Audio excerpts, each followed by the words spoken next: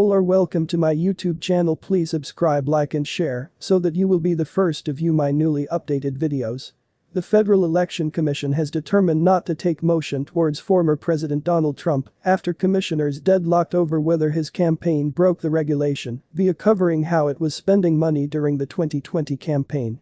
Former President Donald Trump speaks at a rally at the Delaware County Fairgrounds, Saturday, April 23, 2022, in Delaware, Ohio, to propose Republican candidates ahead of the Ohio foremost on May 3. Washington, the Federal Election Commission has determined not to take motion towards former President Donald Trump after commissioners deadlocked over whether his campaign broke the regulation via covering how it was spending money during the 2020 campaign.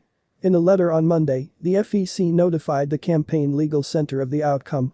The nonprofit team first delivered the grievance against Trump in 2020, alleging his campaign was laundering hundreds of thousands and thousands in spending from obligatory public disclosure via routing repayments via companies that were tied to his former campaign manager, Brad Parscale. The practice has lengthily been viewed against the law. But in latest years, the FEC, which is evenly split between Democrats and Republicans, has often deadlocked on principal choices such as this one. That has successfully set a collection of new precedents that have slowly whittled away at the law governing how money can be used in countrywide politics. Still uncertain is what kind of criminal reason was used to justify the decision.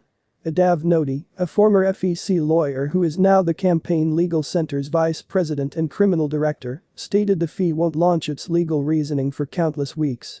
He stated submitting an attraction would hinge on extra details. It depends on what's in the case file, Noti said. All we have is notification of the deadlock. In a comparable case in March, the FEC determined probably reason that Hillary Clinton's 2016 presidential campaign and the Democratic National Committee had violated campaign law via misreporting spending on research that finally became the notorious Steele dossier. In that case, the Clinton campaign and DNC agreed to pay $113,000 to settle, besides conceding they violated the regulation in order to avoid similarly criminal costs. During the 2020 campaign, most of the repayments through Trump's campaign committees were made to American-made media consultants, which has acquired at least $780 million between 2018 and 2021, in accordance to FEC records. The different firm, Parscale Strategy, accrued at least $32 million all through that period, the documents show. The campaign stated that American-made media consultants was formed to buy advertising at once and keep cash via not relying on a go-between.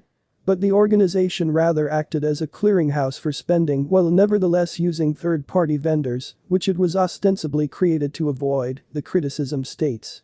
In at least two cases, backyard corporations owned via Trump's digital director Gary Kobe seemed to have been the association tapped to make purchases or boost digital communication products, although there is no document of repayments made to Kobe in Trump's campaign finance disclosures, according to the complaint.